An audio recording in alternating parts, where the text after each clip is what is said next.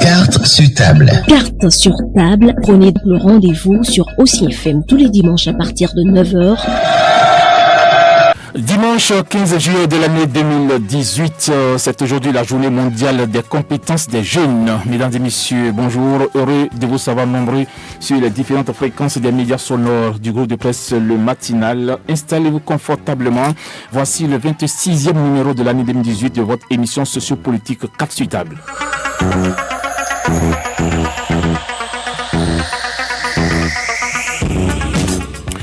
Après le vote négatif de la proposition de loi portant amendement de la Constitution, tous les regards sont désormais tournés vers le référendum. À la faveur d'un point de presse, le bloc de la majorité parlementaire souhaite vivement la tenue de ce scrutin.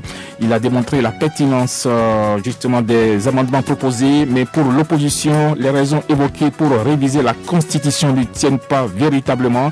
Quels sont les choix qui s'offrent maintenant au chef de l'État? Élément de réponse dans quelques instants. Parallèlement, 42 députés sollicitent l'ouverture d'une session extraordinaire pour examiner la proposition de loi portant charte des partis politiques. Où en sommes-nous justement au niveau du PAG, le programme d'action du gouvernement 27 mois après l'investiture du président Patrice Talon? Quelles sont les perspectives économiques qui s'offrent au Bénin après la note B+ de l'agence de notation internationale Stade IPOF? Le panier de la ménagère s'est-il amélioré sous le président Patrice Talon? Invité de ce numéro de l'émission Carte sur table, M. Auguste Béchignon Videgla, professeur à l'université, président du parti Rassemblement des Béninois pour une nouvelle vision, membre de l'Union fait la nation. Merci à tous les auditeurs du Nord qui nous reçoivent grâce à la synchronisation de la radio Urban FM de Parakou à 10h05, un peu plus de 10h10. Deux numéros sont à votre disposition pour vos interventions sur les antennes, le 65 0024 24 ou le 23 ou le 21 33 84 19. Nous sommes ensemble jusqu'à 10h30. Merci d'avoir fait le bon choix et bienvenue à vous tous.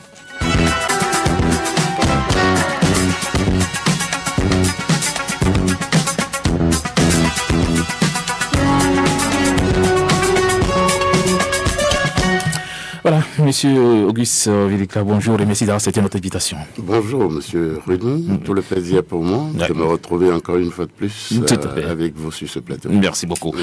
Alors, j'avais dit en introduction, vous êtes donc le président du parti Rassemblement des Béninois pour une nouvelle vision. Alors, dites-nous d'entrée de jeu, Monsieur le Président, comment se porte aujourd'hui votre formation politique? Notre formation politique se porte très bien, au mieux, se renforce, construit de jour en jour. Parce que beaucoup de leaders politiques, beaucoup d'aspirants à la vie politique ont compris que la nouvelle vision était une voie à emprunter. Le projet de société que nous défendons était la meilleure. Donc vous voyez, depuis quelques mois, nous enregistrons en masse des adhésions de grands militants venant pour la plupart soit d'autres formations politiques, soit de l'opposition, soit de nouveaux cadres qui souhaitent quand même participer à la gouvernance politique de notre pays. Donc le Rassemblement des Béninois pour une nouvelle vision se porte très bien, se construit et va graduellement aussi rejoindre un bloc plus élargi pour constituer une force politique à l'échiquier national. Donc je saisis de l'occasion pour saluer tout le peuple béninois, vos auditeurs en ligne actuellement, ainsi que toutes les militantes et tous les militants du parti, tous les défenseurs, tous les ardents combattants du nouveau départ de notre pays, de la nouvelle gouvernance du nouveau départ. C'est ça. Alors, vous l'avez dit tout à l'heure, Monsieur le Président, votre formation politique connaît donc des adhésions, et donc en mars, depuis quelques mois, vous devriez être un président heureux. Alors, il y a eu donc des déclarations du groupe des cadres et délégués politiques du littoral, par exemple. D'autres sont venus, vous l'avez si bien dit, et également des partis politiques en difficulté, de l'opposition également. Si c'est pas un secret, on se peut connaître disons, ces partis-là, ou bien c'est un secret pour vous, vous ne pouvez pas peut-être... Non, je ne pense pas que ce soit un secret, mais il faut dire juste que nous ne sommes pas sur le plateau pour faire l'apologie d'autres partis C'est ça. ou de l'opposition, mais ce qui est sûr, la vision que nous défendons, notre projet de société. Aujourd'hui, beaucoup d'acteurs politiques dans d'autres formations politiques ont compris que la nouvelle vision, le Rassemblement des Béninois pour une nouvelle vision, est une formation politique jeune d'abord, avec un dynamisme certain, une autre manière de faire la politique, la consultation, la concertation et la participation, ainsi que les programmes d'action que nous défendons, qui rejoignent parfaitement les actions des programmes du nouveau départ. Donc aujourd'hui, je dirais que tous ces militants, nous leur souhaitons la bienvenue et qu'ensemble, nous allons bâtir un Bénin plus prospère, un Bénin qui demain pourra être placé dans le concert des nations qui véritablement ont pu poser les bases d'un véritable décollage autour, évidemment, des programmes actuels du chef de l'État.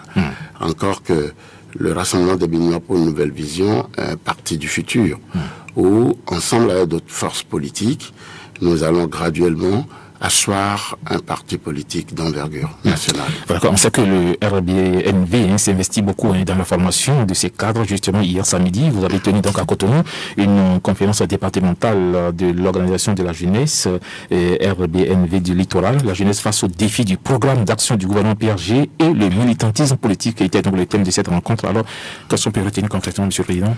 Non, ce qu'on peut retenir, c'est que aujourd'hui, les jeunes du littoral, toutes tendances confondues, ont compris que il fallait qu'ils s'organisent mieux, qu'ils ne soient plus des jeunes qui sont divisés, désorientés. Alors, tous les militants, toutes les militants et tous les militants du parti, ainsi que tous les jeunes de l'opposition, d'autres formations politiques, ont décidé de se structurer, d'aller en assemblée générale pour constituer l'organisation des jeunes Bénin Nouvelle Vision, et qui adhèrent tous, sans exception, aux actions du nouveau départ, aux actions du chef de l'État et du gouvernement pour le décollage de notre pays. Donc hier, au CNCB, ils ont fait leur première messe.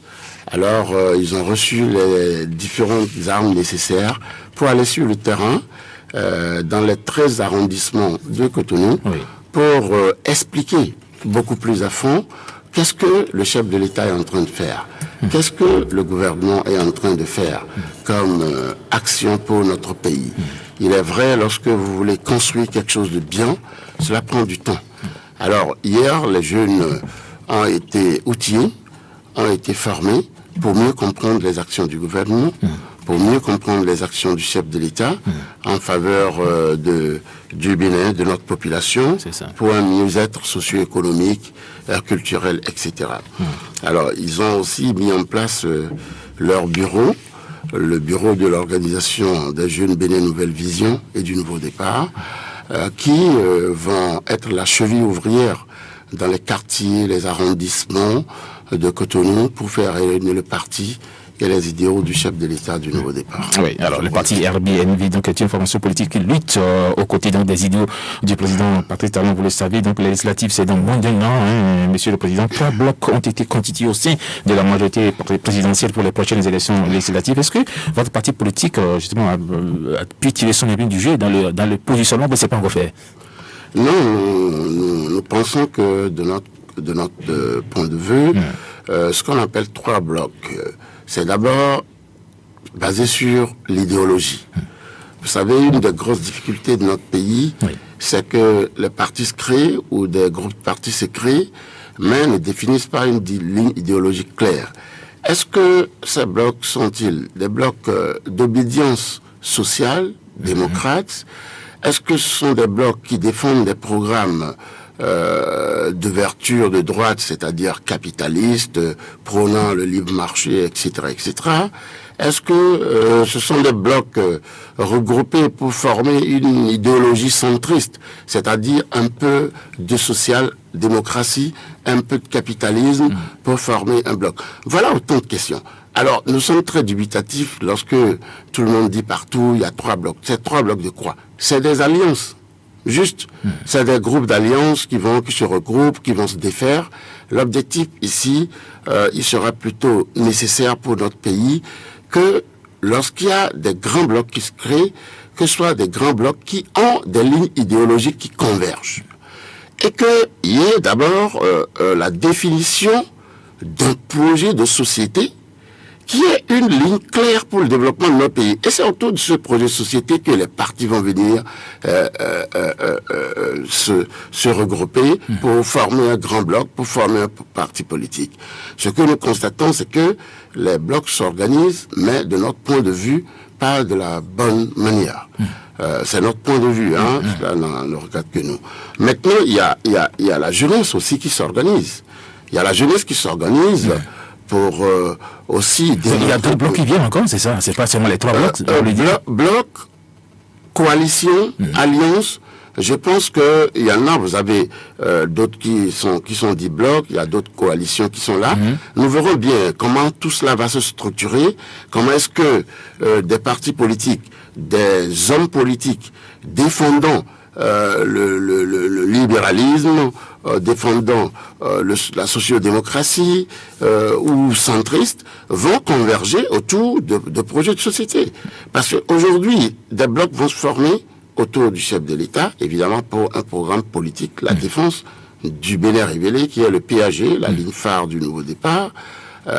Mais nous devons, toute réserve but, nous dire que le travail a commencé, il va se poursuivre, il va s'affiner pour que, effectivement, nous puissions dire à la fin que nous avons des blocs autour du chef de l'État, de la mouvance présidentielle, qui sont véritablement représentatifs des enjeux du futur pour notre pays. Parce qu'on entend dire qu'il y a donc la dynamique unitaire, qui est un bloc, il y a également le bloc de l'Union fait la nation, il y a également le bloc composé du PRD et des partis satellites. Maintenant, il y a d'autres qui sont mécontents, qui ne se retrouvent pas du tout dans les 3 blocs, qui sont en train de créer encore d'autres blocs, comme vous le dites si bien. Ça veut dire que c'est pas encore totalement clair au niveau de la mouvance présidentielle. Non. Enfin, ce sont les lectures. Vous l'avez dit, on entend dire. Est-ce que jusqu'alors vous avez vu une déclaration publique qui crée tel bloc ou tel bloc? Il n'y a pas encore eu de déclaration publique.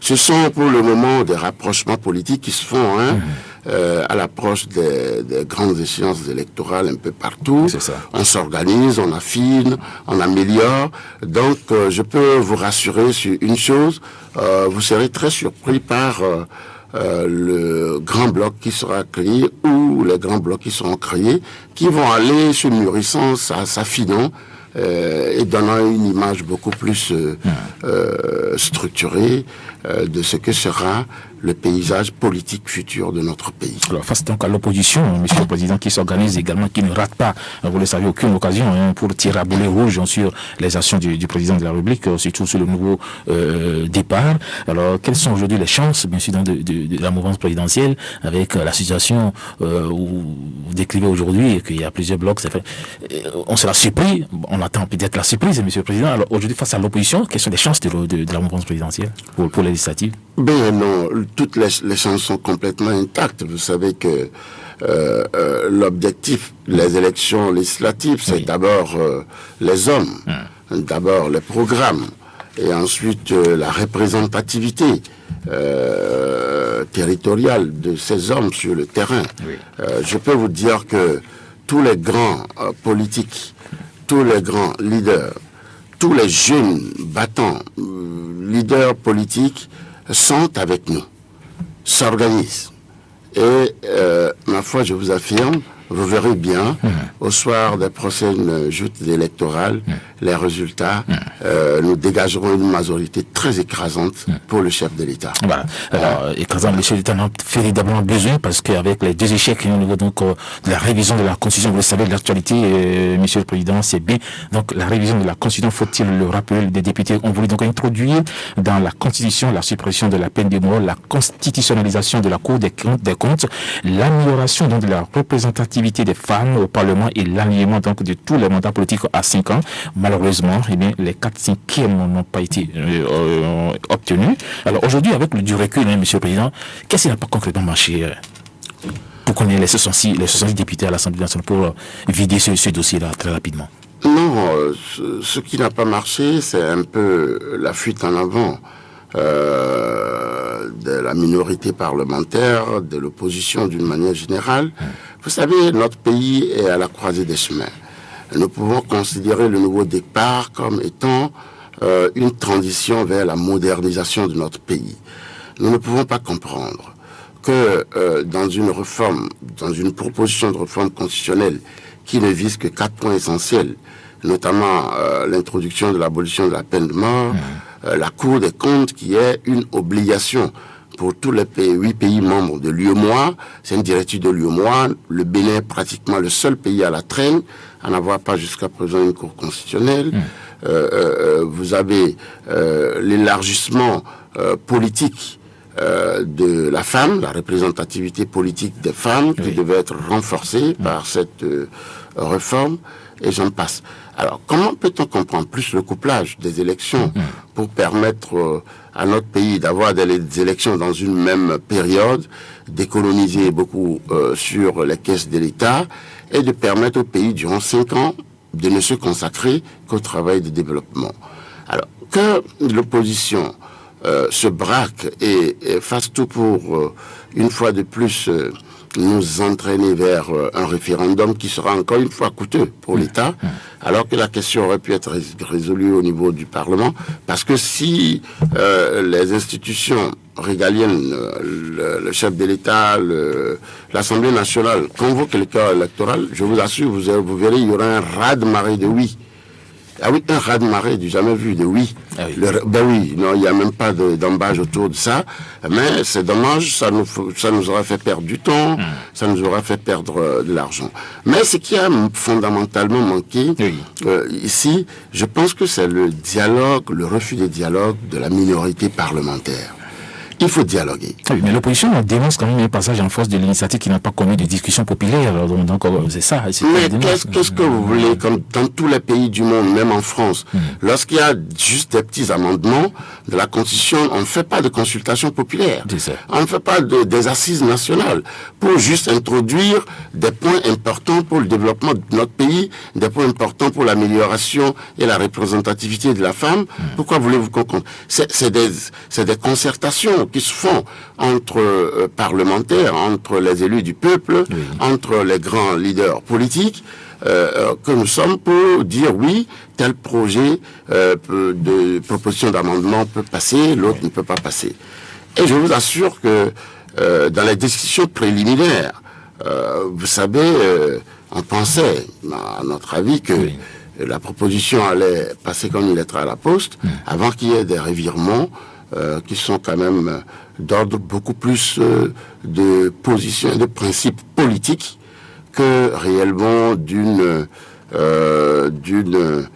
volonté de dire que non, cette proposition de révision n'est pas correcte. C'est ça. L'opposition sait pertinemment que la révision proposée allait dans l'avantage et au bénéfice du Bénin, des populations, des femmes, etc. Alors par rapport à l'alignement, monsieur, dans des élections, donc on pense qu'il faudrait quand même peut-être démarrer en 2019 et pas en 2026. Tout ça, c'est du calcul, fait pas le Mais en place. Pour démarrer en 2019, vous savez que l'élection législative est constitutionnelle. On ne peut pas repousser l'élection les échéances électorales de 2019, sauf à modifier la Constitution. Mais en modifiant la Constitution, ce n'est pas possible, ça ne peut pas s'appliquer à l'actuelle législature. Bon, comment peut-on repousser les élections législatives prochaines? C'est pas possible. En 2019, nous avons des élections législatives. En 2020, élections locales. En 2021, élections présidentielles. Ça fait 3 années. Chaque année, nous sommes en élection. Pensez-vous que c'est normal? Et nous savons tous que pendant la période électorale, toute la population, les citoyens lambda, les producteurs, tout le monde fait de la politique.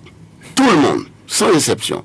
Le pays tourne au ralenti, l'économie est en berne, notre productivité chute, notre balance commerciale déjà déficitaire va dégringoler encore, et durant 3 ans, nous ne ferons que de la politique. Je vous en prie, nous devons aimer notre pays pour dire. Et c'est pourquoi je dis, je respecte l'opposition, parce qu'il faut une opposition dans tout pays, mais une opposition constructive. Vous proposez telle chose, je dis oui, ce que vous avez proposé comporte des choses qui ne sont pas bien, voilà ce que je propose. Nous aurions compris, le peuple aurait compris l'opposition si, en retour de la proposition soumise par leurs collègues députés, ils avaient apporté plutôt une contre-proposition d'amendement. Ça aurait été bien, mais dire catégoriquement non, on ne révise pas, on ne touche pas, il n'y a rien à faire, ce n'est pas normal.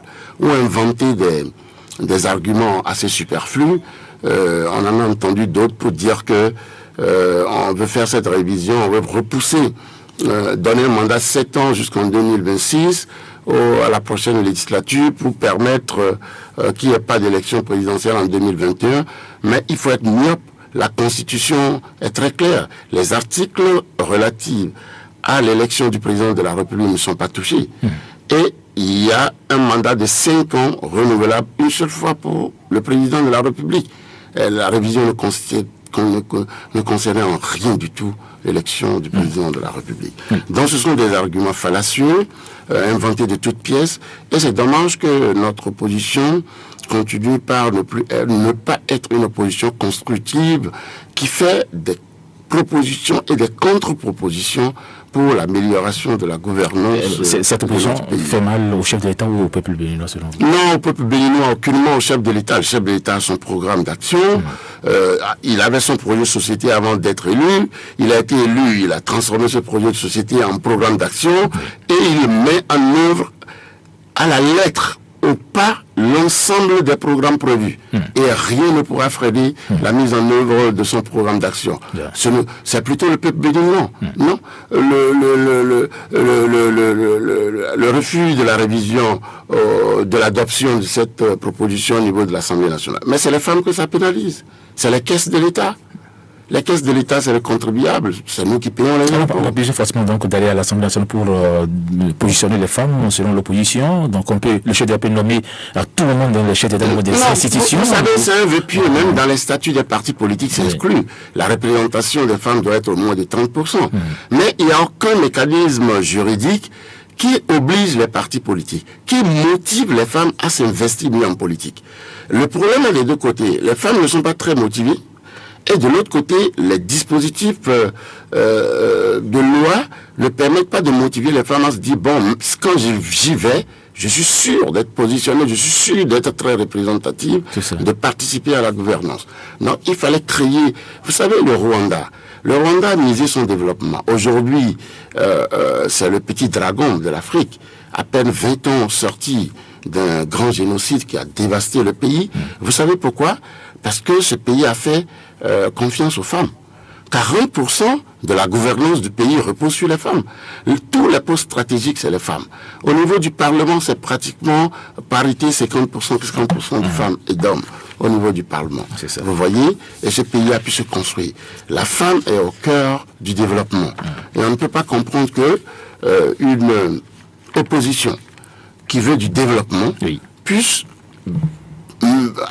mettre frein ou empêcher ou freiner véritablement la mise en œuvre de mécanismes qui motivent et qui suscitent l'adhésion aux femmes, aux démarches politiques et à l'animation de la vie politique et publique nationale. Alors, on a suivi Maître Robert Dossou, qui était sur une émission de nos confrères de la chaîne BBC hier.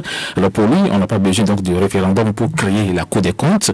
Il estime que le statut juridique de la proposition de loi ou du projet de loi tendant à créer donc une Cour des comptes au plan constitutionnel au Bénin ne s'apparente pas même au statut juridique d'une simple initiative sous forme de projet ou de proposition. Donc, pour lui, véritablement, on n'a pas besoin, donc voilà, puisque lui, on voit déjà, disons, tracer la voie donc aux États. Pourquoi forcément constitutionnaliser, bien sûr, donc la Cour des comptes? Non, peut-être que vous avez mal écouté Maître Robert Dossou, qui est un grand juriste, un constitutionnaliste, qui a beaucoup de mérite.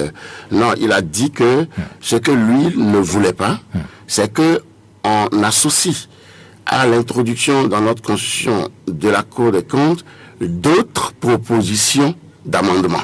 Il aurait plutôt souhaité que l'introduction de la Cour des comptes se fasse uniquement sans associer d'autres aspects politiques. Si vous réécoutez bien son audio, c'était son point de vue. Il n'a pas dit, non, on ne peut pas créer la Cour des comptes. La Cour des comptes est une institution constitutionnelle.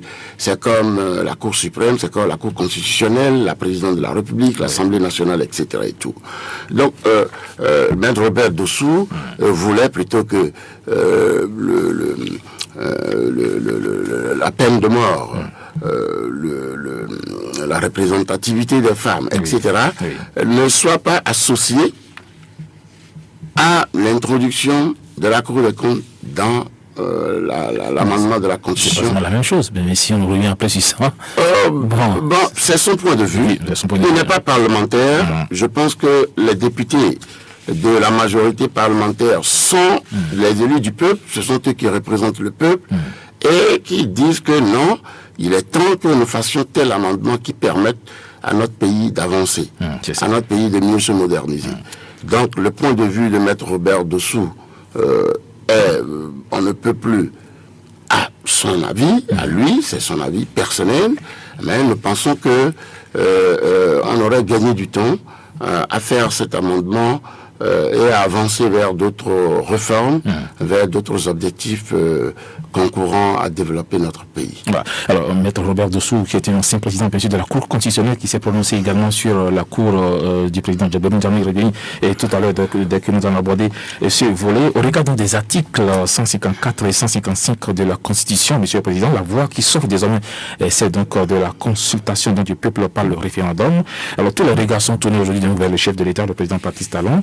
Alors, quels sont aujourd'hui, selon vous, les choix qui s'offrent donc au président Talon, vu la contrainte du temps, hein, et puis ce référendum aura lieu quand et avec quelle liste? Non, bon, ben, écoutez, moi je pense qu'il faut laisser les institutions de la République fonctionner, jouer pleinement leur rôle. Oui. L'Assemblée nationale a joué sa partition, le président de l'Assemblée nationale a joué sa partition, le chef de l'État va jouer sa partition. Vous savez que le chef de l'État est une personne très soucieuse de l'exercice régalien de l'État. L'État doit être un État fort, un État véritablement, et non un État où... Donc, en son temps, le chef de l'État va se prononcer, va prendre les mesures nécessaires, et nous en parlerons. Pour le moment, n'opinons pas, ne faisons pas un peu de la diversion. Le chrono tourne. Le chrono tourne, mais le président de la République a son agenda qui doit être conforme à l'agenda de son programme, à l'agenda des réformes qu'il prévoit, etc. Donc nous ne pouvons pas nous substituer sur les plateaux ou les réseaux sociaux pour imposer au chef de l'État un calendrier ou un chronogramme. Mais la mouvance présidentielle est franchement prête pour le référendum. La mouvance présidentielle est la pression même sur le chef de l'État, parce que les sorties à l'emporte-pièce de la mouvance, on constate quand même qu'on veut forcer la main au chef de l'État à aller au référendum. Non, ce n'est pas pour forcer la main au chef de l'État, c'est pour dire simplement à la minorité parlementaire. Il n'y a que 21 députés. Donc, ils représentent, 19 députés, qui ne représentent que 19% du peuple béninois. Alors, 62% du peuple béninois veulent. Mais, si un référendum demain matin, vous verrez, c'est même pas 62%. 80 à 90%. Déjà? Oui, je peux vous le dire. Il a fait les calculs. On a fait déjà les projections. Mais on a nos hommes sur le terrain. Le vote, c'est le terrain. C'est la population. Vous verrez. Les populations vont voter massivement oui en faveur de la réforme constitutionnelle. Parce que le contenu est assez clair, et les objectifs sont assez clairs, et de mieux en mieux, notre peuple comprend les ambitions du chef de l'État pour notre pays. Comprend la nécessité de ces réformes parce que ces réformes concernent l'avenir de nous-mêmes d'abord, de nos enfants, des enfants de nos enfants. Il faut que nous laissions à notre pays, pour la postérité, oui. un pays qui est fier de lui-même. Vous savez, je l'ai toujours répété, jusqu'à un passé récent, notre pays, dans l'UEMOA, était pratiquement le dernier en termes d'indice de développement. Comment peut-on comprendre que des pays très petits, à côté limitrophes, des pays sahéliens, puissent en termes d'indice de développement être devant le Bénin? Je peux le dire, le Niger, le Burkina, le Togo, à côté. Comment peut-on comprendre? Or, notre pays, notre peuple est un peuple vaillant. Ce qui était négatif, c'était la gouvernance politique un peu larvée qui a eu droit de citer jusqu'en 2016. Le chef de l'État a pris ses responsabilités pour dire désormais, nous allons réformer le pays dans tous les secteurs. Notamment les réformes constitutionnelles indispensables à notre pays. Référendum demain, élection référendaire, vous allez voir admirer, jamais dans l'histoire de l'élection de notre pays, on aura autant de résultats. À supposer que le chef de l'État est préféré donc opter pour le référendum. Alors, le scrutin n'a pas été budgétisé, vous le savez mieux que moi, pour 2018, dans le budget donc, général de l'État. Alors, entre l'équilibre budgétaire et objectif politique, il va devoir donc faire un choix, le chef de l'État. C'est très difficile, parce que l'argent, ça fait quand même 10 milliards, 18 milliards quand même pour organiser un scrutin. Mais, monsieur le journaliste, c'est de ça que nous parlons. Pourquoi porter ce gros fardeau, cette souffrance à notre peuple? Déjà que notre économie est très difficile, est déficitaire, notre balance commerciale est déficitaire, notre seul produit d'exportation, c'est le coton. Nous ne créons pas encore la richesse nécessaire. Ce à quoi s'attelle le chef de l'État pour opérer des réformes profondes qui permettra à notre économie de décoller, à nos industries de commencer à produire, à attirer des investisseurs, à développer notre agriculture pour en faire une agriculture industrielle, une agriculture d'exportation, une agriculture de consommation. Mais aujourd'hui, nous n'avons rien.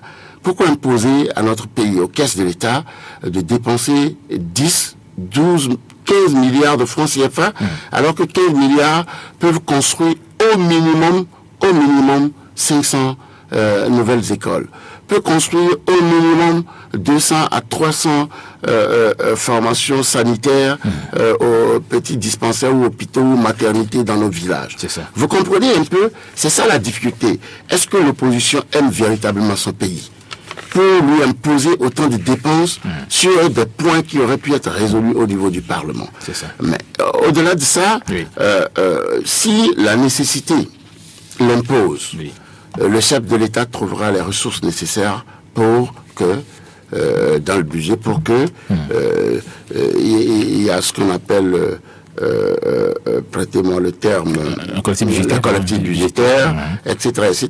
Mais cela du ressort du chef de l'État, je ne voudrais pas que nous opinions là-dessus.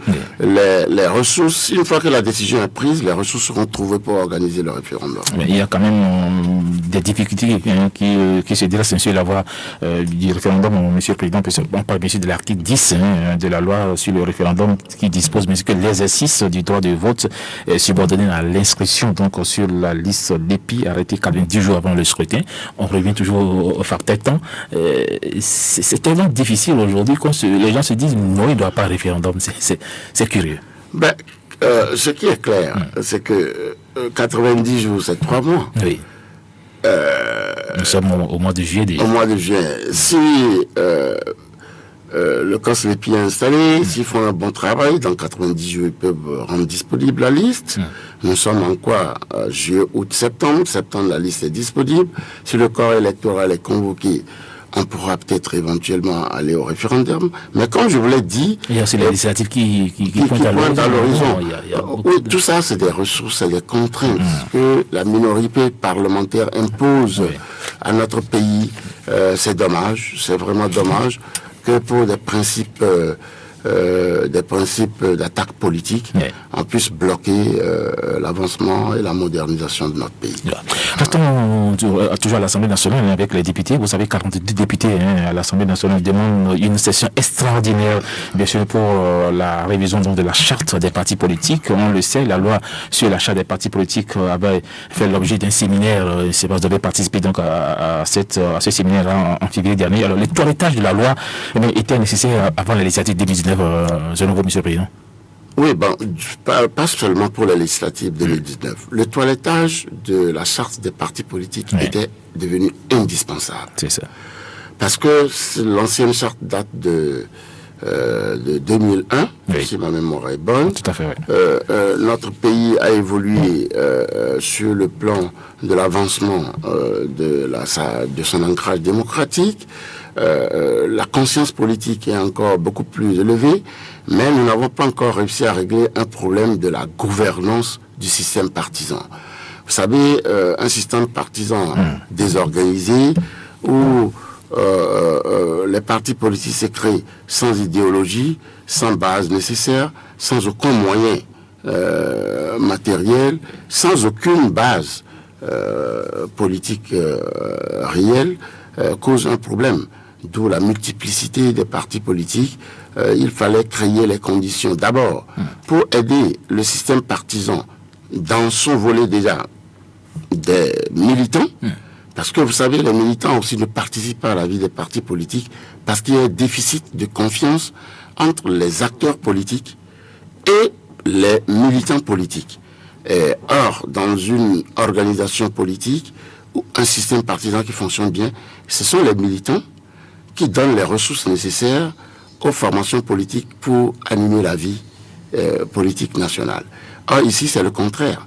Ce sont les responsables de partis politiques qui cherchent les moyens pour donner aux militants pour d'autres fins, etc. Et tout.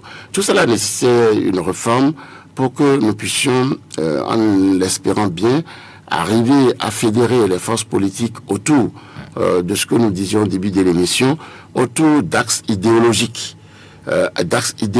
Quels sont les programmes et les projets de société autour desquels nous pouvons réunir le béninois lambda, le cadre béninois, le producteur béninois pour dire, bon, voilà notre ligne, notre vision politique que nous allons désormais défendre. Donc c'est comme on peut dire les Verts. Les Verts généralement sont d'obédience de gauche, etc. Donc à chaque toutes les réformes qui sont faites dans le système partisan vont tendre plutôt à permettre à ce que les formations politiques puissent se mettre ensemble, former des blocs, mieux se structurer. Que l'État puisse désormais assurer le financement des partis politiques, que les militants puissent désormais mieux participer et avoir un droit de regard sur la gestion des formations politiques, et j'en passe. Donc cette réforme est indispensable.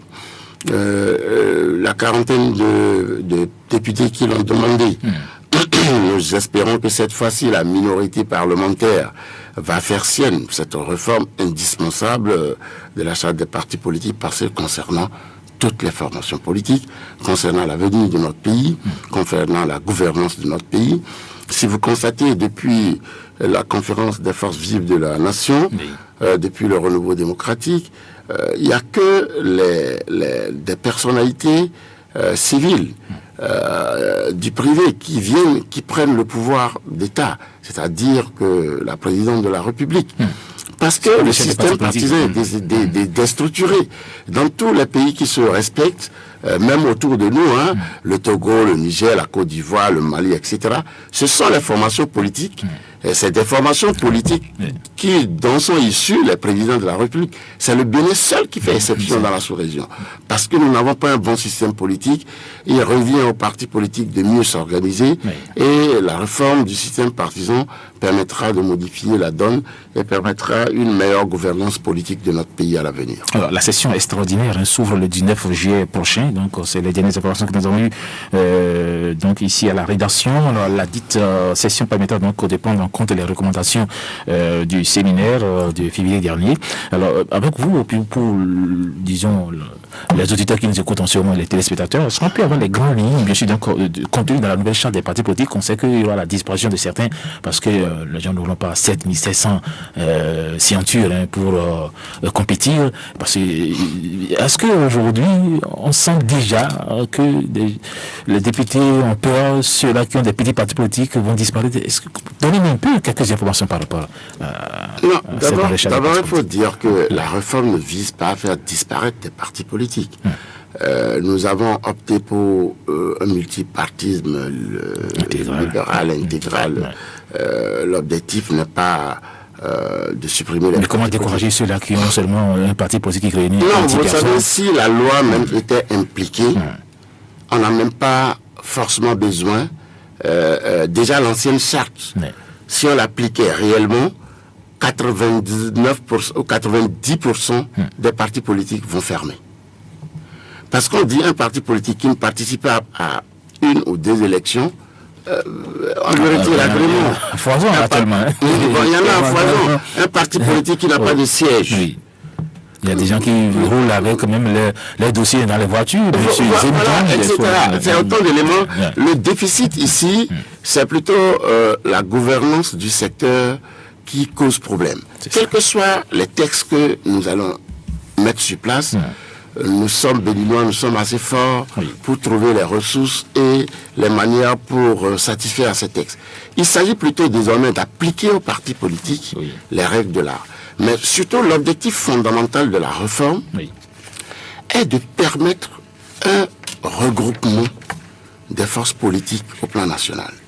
Est de permettre une représentativité nationale des formations politiques. Vous savez, un parti politique a vocation à être présent sur le territoire national, en tout cas dans les 77 communes.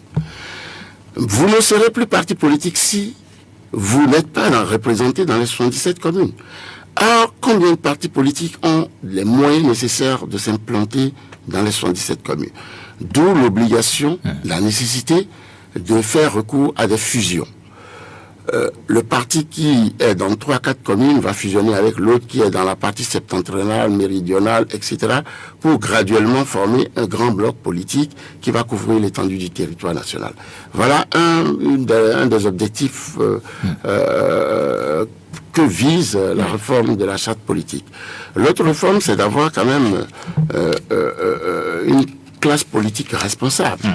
Une classe politique responsable. Vous voyez la transhumance politique aujourd'hui, ce qui est dommage, qui ne laisse pas une bonne image pour nos jeunes, qui ne laisse pas une bonne impression pour la gouvernance de notre peuple, parce que dès qu'il y a changement de régime, nous avons des transferts à gauche, à droite, le nomadisme politique, c'est des choses vraiment c'est dommage. C'est vraiment dommage. Je dis par exemple, vous voyez le Rassemblement des Béninois pour une nouvelle vision. Nous avons fait 9 ans d'opposition, de 2007 jusqu'en 2016. Nous avons assumé. Nous avons fait des contre-propositions au régime dit du changement d'alors.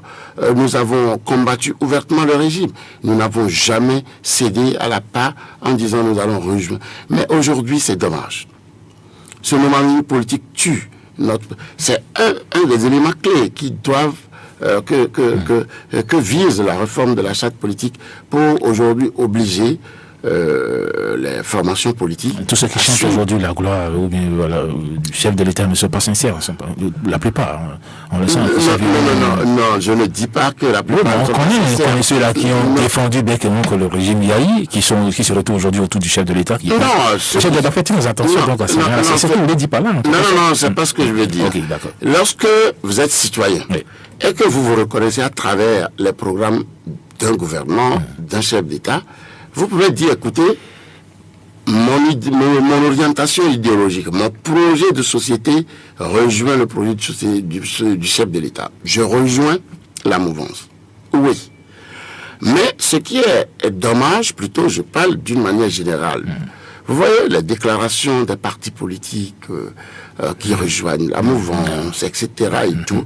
Un député est libre de dire que le programme du chef de l'État, vraiment, je veux le défendre parce que il est à l'avantage de la population. Il est au profit du peuple béninois. Oui, en tant que député, je défends cette position. Mais c'est plutôt le nomadisme politique, les raz-de-marée politiques. Il faut que nous ayons une certaine responsabilité au niveau de la classe politique.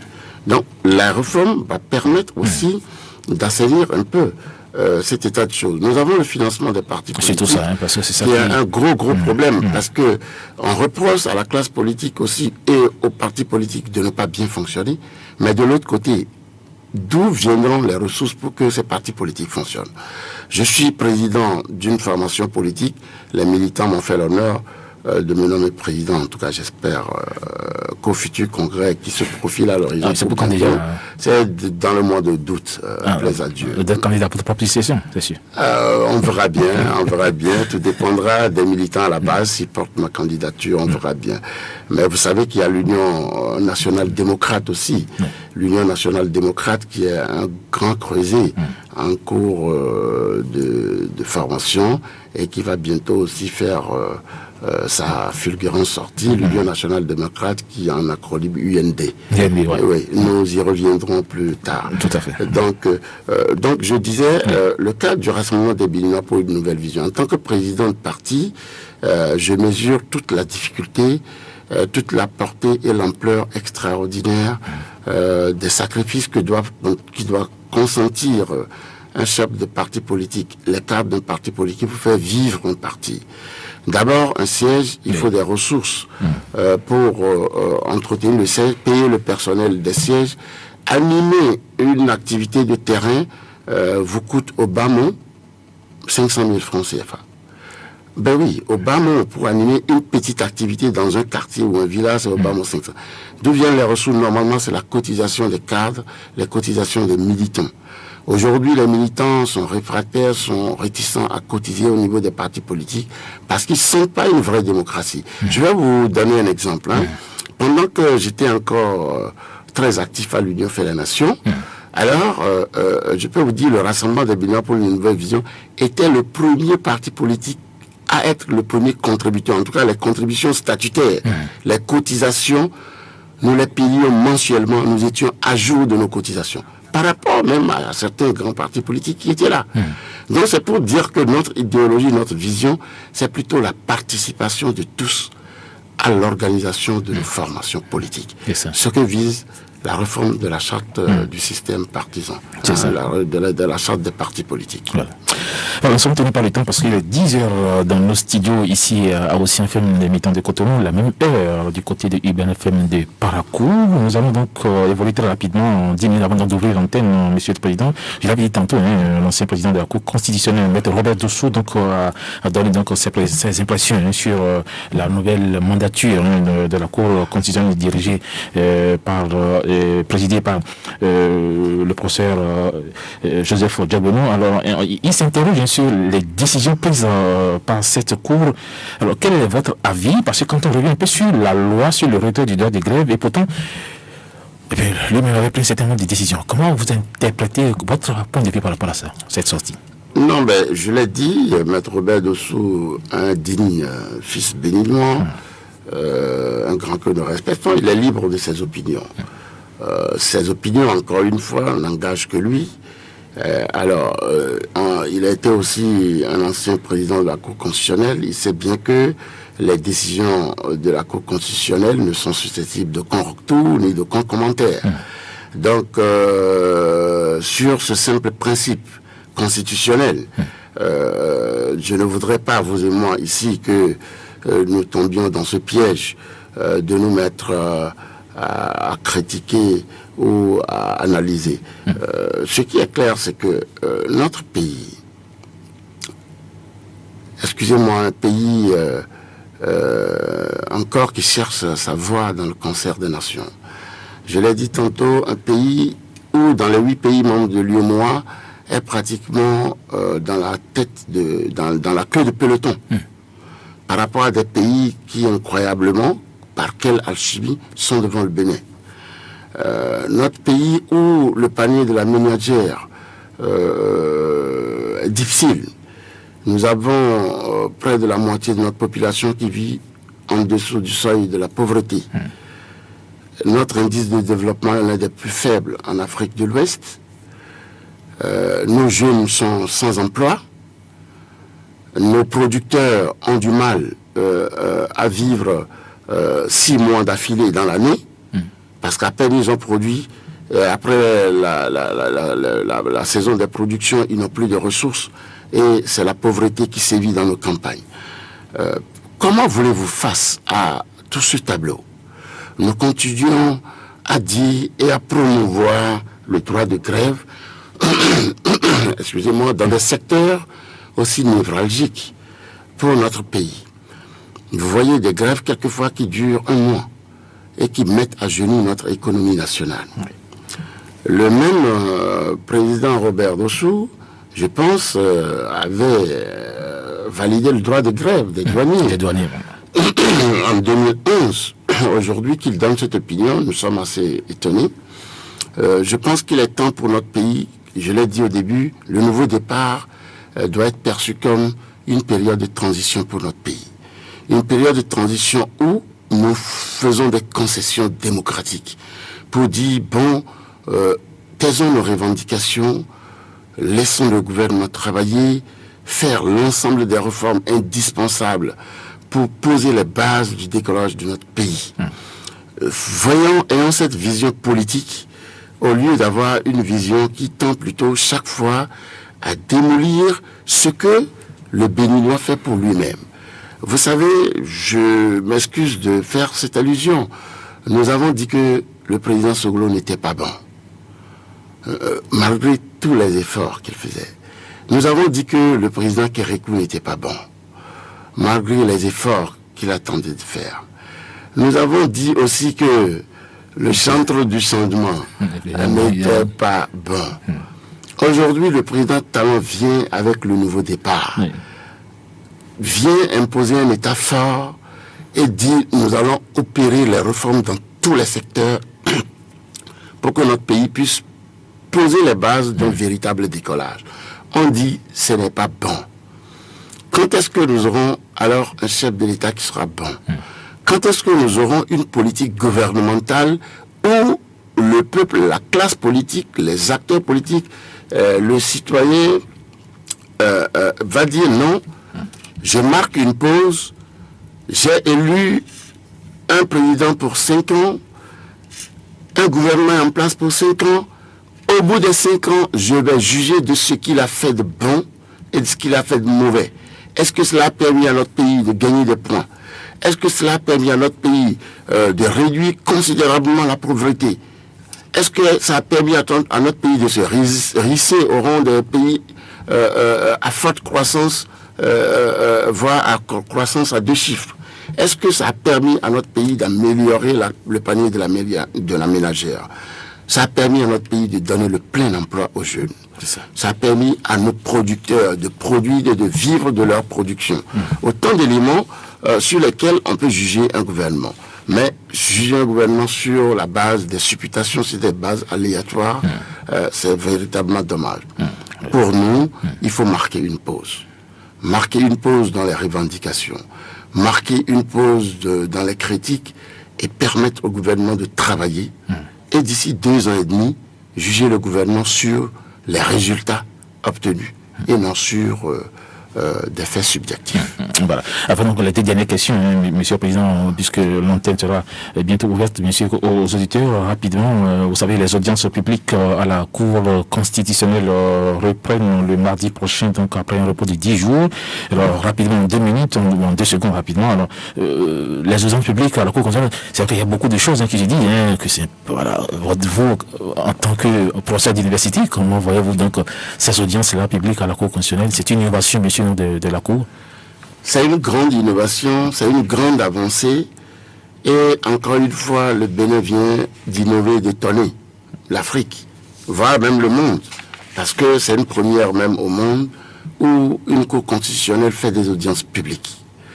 L'objectif des audiences publiques, c'est de rendre transparente l'ensemble des décisions qui sont prises, comme lors d'une audition normale dans une cour de justice normale. Oui, j'ai pris la mesure des préoccupations que les auditeurs, que les frères béninois ont exprimées. D'une manière générale, je vais dire une chose, un chef de l'État est élu et il a une durée fixe à passer au pouvoir. Et c'est toujours l'intérêt général qui doit guider. Et ce que je dis, c'est que nous devons toujours prier pour que le président Patrice Talon ait d'abord, c'est vrai, une santé de fer, mais surtout que Dieu éclaire l'ensemble de ses décisions. C'est pour ça, tout à l'heure dans notre débat, nous avons dit, le référendum, il ne revient ni au peuple, ni aux partis politiques de décider si on va au référendum. C'est l'institution présidentielle. Le président de la République, s'il décide de convoquer le corps électoral, c'est qu'il aura jugé que c'est indispensable pour l'avancement de notre pays. Donc sur cette question, il n'y a pas de débat majeur. Pour les conseils au président de la République, je dis, vous savez, rien n'est jamais parfait. Sauf Dieu peut faire des choses parfaites à 100%. Nous, êtres humains, nous pouvons nous efforcer pour être bons à 50, 60, 70, 80, 90%, mais jamais 100%. Alors, ce que nous devons éviter au Bénin, c'est de voir que les 90% d'efforts que l'autre fait, seuls les 10% qui ne fonctionnent pas constituent au fait des problèmes. C'est ça. Encourageons ceux que nous élisons à bien travailler. Et lorsque ils ne suivent pas la bonne droite ligne, nous pouvons. Un simple citoyen peut écrire au chef de l'État, c'est prévu dans la Constitution. Nos auditeurs, s'ils ont des bonnes idées, ils n'ont qu'à prendre leur plume écrire à Monsieur le Président de la République. J'ai vu votre programme sur tel point, je suggère que, et etc. Et postez, envoyez pas à la poste par lettre, ça va arriver au chef de l'État, il va le lire.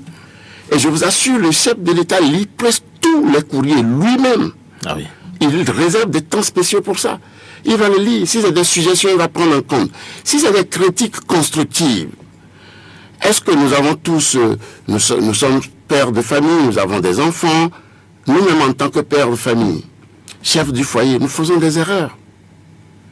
Nos enfants peuvent nous dire, ah papa, telle chose que tu as fait, c'est pas bien. Notre épouse peut nous dire, c'est pareil. Mais les observations, les critiques ne doivent pas être du dénigrement.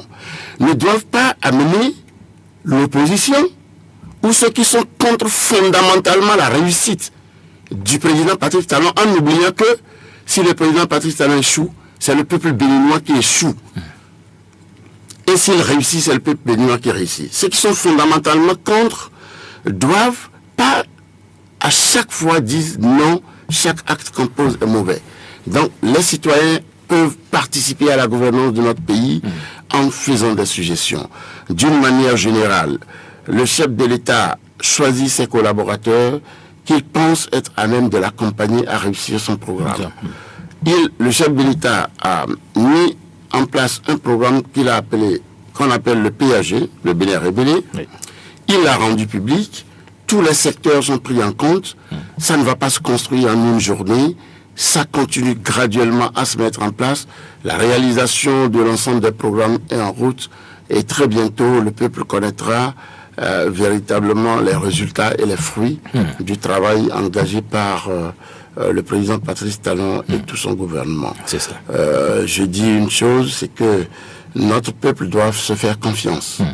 Se faire confiance parce qu'un peuple qui tout le temps doute de lui-même, un peuple qui tout le temps doute de ses dirigeants, un peuple qui ne croit pas en lui et qui pense qu'il ne peut pas réussir, qui ne peut pas être mieux que les autres, qui ne peut pas être plus fort que Singapour, que la Côte d'Ivoire, que le Sénégal, qui sont devant nous, que le Ghana qui est à côté. Vous savez, le président Raonis a dû, durant 10 ans, gérer le Ghana avec une rigueur implacable. Une rigueur, je vous l'ai dit, implacable. Et sans cœur. Et aujourd'hui, le Ghana est le 3e pays le plus riche pratiquement en Afrique. le pays le plus prospère. Vous savez, dans les années 80, ce sont les Ghanéens qui faisaient les choumikas, etc. L'Afrique du Sud, c'est le Ghana. Donc, vous voyez, aujourd'hui, le Ghana a sacrifié 10 ans, aujourd'hui est prospère, économiquement fort, mondialement respecté. Nous voulons d'un Bénin demain comme ça. Et les réformes du chef de l'État tendent à aller dans ce sens. Mais comme on le dit, nul n'est infaillible. Nous pouvons commettre des erreurs. Mais les erreurs ne veulent pas dire que 90% des actions ne sont pas bonnes. Je demande à mes concitoyennes et mes concitoyens d'avoir foi, d'avoir confiance en leurs dirigeants, d'avoir foi au chef de l'État et de le juger aux résultats qui viendront plus tard. Alors, Monsieur Viegla, c'est la fin de cette émission. 30 secondes pour votre mot de la fin. Ben, je remercie les auditeurs, tous vos auditeurs, le peuple béninois. Je souhaite beaucoup de paix et de bonheur dans tous les foyers. Je dis encore que l'espoir est permis. Le train est en marche, la locomotive est en marche. Notre pays va véritablement prendre son envol. J'appelle mes concitoyennes et mes concitoyens à faire confiance à leur chef de l'État, à accorder le bénéfice du doute à l'ensemble des réformes que nous sommes en train d'opérer et à prier matin, midi, soir pour que l'ensemble des programmes, des projets engagés puissent être couronnés de succès et que la main de Dieu guide ces programmes à être des réussites éclatantes pour le bien-être de nos populations, pour le développement socio-économique, culturel de notre pays. Que Dieu bénisse le Bénin, que Dieu bénisse l'Afrique et qu'il protège notre pays. Je vous remercie. Merci. Voilà, mesdames et messieurs, quatre sur table, le 26e numéro donc, de l'année 2018 Stop FM. Merci à notre invité de ce dimanche, monsieur Auguste Bachignon Viegla, président du parti Le Rassemblement des Béninois pour une nouvelle vision, membre de la majorité présidentielle. Monsieur le Président, merci d'avoir été là. Je vous remercie. Voilà.